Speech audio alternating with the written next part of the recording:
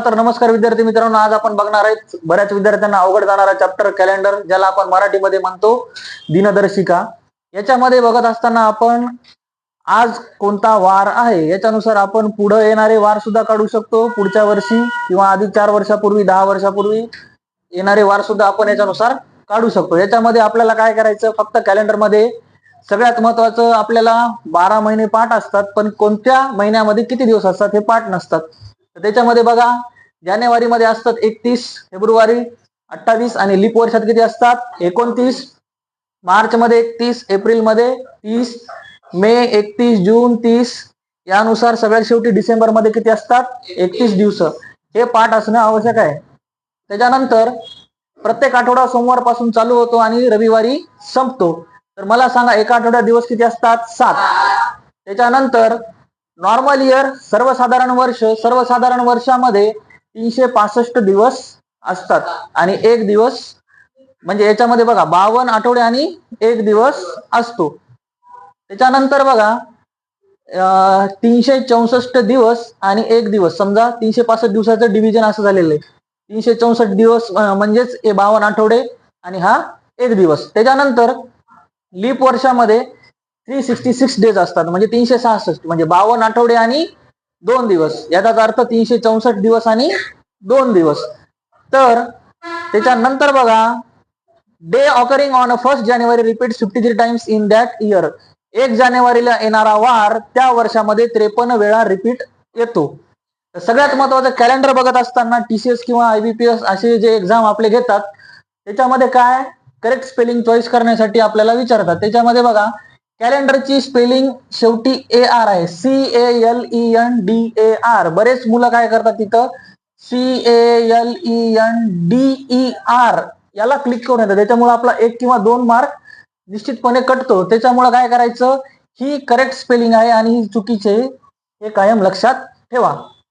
त्याच्यानंतर आपण अत्यंत सोप्या पद्धतीने कॅलेंडर शिकत असताना आपल्याला इम्पॉर्टंट डेज लक्षात ठेवणं आवश्यक आहे. बघा, नॅशनल सायन्स डे केव्हा असतो 28 फेब्रुवारीला, इंटरनॅशनल वुमन्स डे 8 मार्च, त्याच्यानंतर environment day 5 June, education day 11 November, क्रांती दिन 9 August, teachers day 5 September, children's day 14 November. तसंच आपण विविध जयंत्या महापुरुषांच्या ह्या सुद्धा आपल्याला तोंडपाठ असल्यामुळे इथं लिहिलेलं नाही, त्यानुसार आपल्याला माहिती आहे 15 ऑगस्टला काय असतो स्वातंत्र्य दिन, बरोबर आहे. त्याच्यानंतर 26 जानेवारीला रिपब्लिक डे, त्याच्यानंतर महात्मा गांधीची जयंती आणि लाल बहादूर शास्त्री जयंती एकाच दिवशी आहे. त्या दिवशी काय कोणता वार आहे, म्हणजे त्या दिवशी काय सांगा मला तारीख, 2 ऑक्टोबर. त्याच्यानंतर मला सांगा आपली मासाहेब जिजाऊ जयंती आणि कोणाची, स्वामी विवेकानंदांची जयंती एका दिवशी, तारीख 12 जानेवारी. त्याच्यानंतर अजून बरेच, छत्रपती शिवाजी महाराजांची जयंती 19 फेब्रुवारी, त्याच्यानंतर बाबासाहेब आंबेडकरांची जयंती 14 एप्रिल, महात्मा फुलेंची जयंती 11 एप्रिल, बरोबर आहे. या आपल्याला जे आपल्याला पाठ आहेत त्या तारखा इथे लिहिलेल्या नाहीत, फक्त इम्पॉर्टंट जे आपल्याला पाठ नाही ते लिहिलेले आहेत. त्याच्यामध्ये बघा, आता आपल्याला सोप्या पद्धतीनं कॅलेंडर शिकायचं असल्यामुळं याला आपण जे काही सोमवार ते मंगळवार, सोमवार ते रविवार पर्यंत जे काही हे येणार आहेत, काय म्हणता येईल दिवस, याला आपण कुठलीही कोड दिलेली नाही किंवा इयरला कोड दिलेला नाही किंवा काही असं आपण अवघडात जाणार नाही. आपण अत्यंत सोप्या पद्धतीने दिनदर्शिका शिकणार आहोत. तर आता आपण इथून पुढे प्रश्न बघूया. चला तर बघा, लीप इयर ओळखायचे कसे हे आपलं राहिलेलं होतं. तर बघा, हे जे शेवटचे 2 डिजिट असतील कुठल्याही वर्षाचे, याला ज्यावेळेस 4 न भाग जातो त्यावेळेस ते लीप इयर असते. आता आपण म्हणू शकतो, याच्यानंतर बघा, आपण जर 2010 घेतलं, शेवटी ही समसंख्या आहे पण याला 4 ने भाग जातो का, जात नाही, त्याच्यामुळे हे लीप इयर नाही. लीप वर्षामध्ये 4 वर्षाचा गॅप असतो. 2012, 2016, 2024, 2020, त्याच्यानंतर येणार 2028. या प्रकारे लीप इयर ओळखायचं. ज्या शेवटच्या 2 डिजिटला 4 ने भाग जातो ते लीप इयर असते, कळलं. त्याच्यानंतर आज 7 फेब्रुवारी 2026 आहे, आज आहे शनिवार. तर पुढच्या वर्षी 7 फेब्रुवारीला 2027 मध्ये कोणता वार येईल. याच्यामध्ये बघा, हे 2026 जे, याला 4 न भाग जात नाही, याला आपण 4 न डिवाइड करू शकत नाही, त्याच्यामुळे हे आहे सर्वसाधारण वर्ष. तर सर्वसाधारण वर्षामध्ये वार पुढे जात असताना एका दिवसानं पुढे जातो, हे कायम लक्षात ठेवायचं. याचाच अर्थ 7 फेब्रुवारी 2026 आज जर शनिवार असेल तर पुढच्या वर्षी 7 फेब्रुवारी 2027 ला असेल रविवार. कोणता वार असेल? रविवार, संडे असेल. या पद्धतीनं आपण लक्षात ठेवायचं. याच्यामध्ये काय, कोणत्याही तारखेला जर जो वार येत असेल तो 1 दिवसाने पुढे जाणार, पण जर लीप इयर आपण त्याच्यामध्ये काउंट करत असू तर 2 दिवसानं तो वार पुढे जाईल. कळालं? प्रश्न बघा पुढचा. In a particular year the Maharashtra day occurs on Wednesday, on which day the following day the independence day occur. याचाच अर्थ बघा प्रश्न, एका पर्टिक्युलर वर्षात, आता इथं सांगितलं नाही लीप वर्ष आहे की काय, त्यावेळेस आपण सर्वसाधारण वर्ष पकडायचं. The Maharashtra day occurs on Wednesday, Maharashtra day बुधवारी येतो. On which day the following day the independence day occur, म्हणजे कोणत्या दिवशी इंडिपेंडन्स डे येईल. आता तो वार आपल्याला काढायचा. याच्यामध्ये बघा आपल्याला महाराष्ट्र डे आपण आता इथे लिहून घेतला होता. महाराष्ट्र डे ची तारीख बघा काय, 1 मे. 1 मे ला कोणता वार सांगितलाय मी? वेनसडे. तर आपल्याला काय काढायचं, 15 ऑगस्टला कोणता वार येईल. ओके. आता मे मध्ये दिवस असतात किती? किती असतात? 31. आपल्याला 1 दिलेला आहे, त्याच्यामुळं 31 मधून आपण काय करायचं, मेचं बघा 31 मायनस 1, किती दिवस शिल्लक राहिले आपल्याकडे? 30. मेच्या नंतर कोणता महिना येतो? जून. जून मध्ये किती दिवस असतात बेटा सांगा? 30. जुलै 31. राहिला आता ऑगस्ट. ऑगस्टचे 15 दिवस घ्यायचे. 15 ऑगस्टची तारीख काढायची, आपल्याला वार काढायचा 15 ऑगस्टचा. काय येणार इथं, किती दिवस येणार ऑगस्टचे? 15. मग करायची या सगळ्यांची ऍडिशन. 3 1 3, 3 2 6, 3 3 9, 91 आणि 5 96, 96 आणि 10 106. मग या 106 ला आठवड्याचे दिवस किती असतात? 7. 7 ने याला डिवाइड करायचं. करा. 7 1 7, राहिले 3, 7 5 35, 1 शिल्लक राहिला. मग काय करायचं, आपल्याला हा जो वेन्सडे आहे बुधवार, याच्यामध्ये 1 दिवस ऍड करायचा. मग वेन्सडे मध्ये 1 दिवस ऍड केल्यावर कोणता वार येईल? थर्सडे, म्हणजेच गुरुवार. म्हणजे 15 ऑगस्टला येणारा वार कोणता असेल? गुरुवार. ओके. प्रश्न बघा.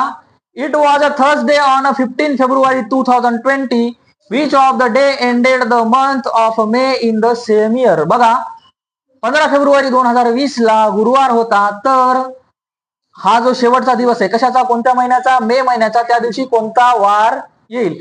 पहिले आपण लिहून घेऊया इथं. 15 फेब्रुवारी 2020 आपल्याला करायचा काय? 31 मे त्याच वर्षीचा म्हणजे 2020. या दिवशी कोणता वार होता? 2020 15 फेब्रुवारीला गुरुवार. इथला आपल्याला काढायचा. तर बघा आता हे 2020 आहे, या शेवटच्या 2 अंकाला 4 न भाग जातो, म्हणजे कोणतं वर्ष आहे? लीप वर्ष. याचाच अर्थ फेब्रुवारी महिन्यात दिवस किती असतील? 29. 29. 29 मधून 15 मायनस करा. 29 मायनस 15 राहिले आपल्याकडे 14. त्याच्यानंतर फेब्रुवारीच्या नंतर येणारा महिना मार्च.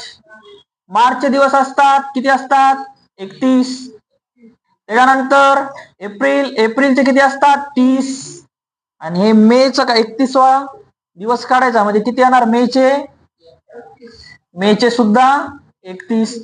सगळ्यांचे ऍडिशन केल्यावर बघा 3 1 3, 3 2 6, 3 3 9, 90 आणि 2 92 आणि 4 96, 96 आणि 10 106. 106 दिवस मिळाले. या 106 ला आपण आठवड्याचे 7 दिवस असतात, या 7 दिवसांना भाग देऊ. 106 भागिले 7, 7 1 7, राहिले शिल्लक 3, 7 5 35, 1 दिवस शिल्लक राहिला. मग आपल्याला 1 दिवस इथं पुढे जायचं. थर्सडे मध्ये 1 दिवस आपण पुढे गेलो, कोणता वार येईल? फ्रायडे. आपला ऑप्शन नंबर 3 योग्य असेल. चला नेक्स्ट क्वेश्चन बघा. In the certain year environment day falls on a Friday, then on which day children's day will fall in the same year. आपल्याला इथं वर्ष दिलेलं नाही, त्याच्यामुळे लीप इयर आहे की सर्वसाधारण वर्ष याच्यात कन्फ्युजन होता. सरळ सरळ कोणतं वर्ष घ्यायचं? सर्वसाधारण वर्ष. याच्यामध्ये environment day falls on a Friday, म्हणजे एन्व्हायरमेंट डे सांगा कोणत्या दिवशी असतो? कोणत्या म्हणजे सांगा कोणत्या महिन्यात येतो? जून महिन्यात 5 जून. मग कोणता वार सांगितला त्या दिवशी? 5 जूनला कोणता वार होता? फ्रायडे. आणि आपल्याला काय विचारलंय? Children's day. चिल्ड्रन्स डे कोणत्या दिवशी येईल, म्हणजे कोणत्या वारी येईल? बघा, 14 नोव्हेंबर हा आहे चिल्ड्रन्स डे. आणि हा आहे इन्व्हायरमेंट डे. बघा आता, जून आणि नोव्हेंबर, जून, जुलै, ऑगस्ट, सप्टेंबर, ऑक्टोबर, नोव्हेंबर, 5 महिने आपल्याला पुढे जायचं. तर जून महिना किती दिवसाचा असतो? 30. बघा आता, या 30 मधून हे 5 गेले, किती राहतात बघा? 25. इथं राहिले 25. जुलैचे दिवस सांगा? 31. ऑगस्ट 31. सप्टेंबर 30. ऑक्टोबर 31. आणि नोव्हेंबरचे किती घ्यायचे? 14. नोव्हेंबरचे 14. बघा, 3 1 3, 3 2 6, 3 3 9, 3 4 12, 120, 1 2 3, 123. आणि हे 4, 127. 127 आणि 10, 137. 137 आणि 5 किती? 42. 142 आणि 20, 162. किती झाले? 162. या 162 ला 7 ना आपण डिवाइड करू. 7 दोन्ही 14, राहिले 2, 7 त्रिक 21, शिल्लक राहिला 1. एक दिवस याच्यात पुढे जायचं. कोणता वार येईल? सॅटरडे. सॅटरडे असलेला ऑप्शन कोणता? आपला ऑप्शन नंबर 4.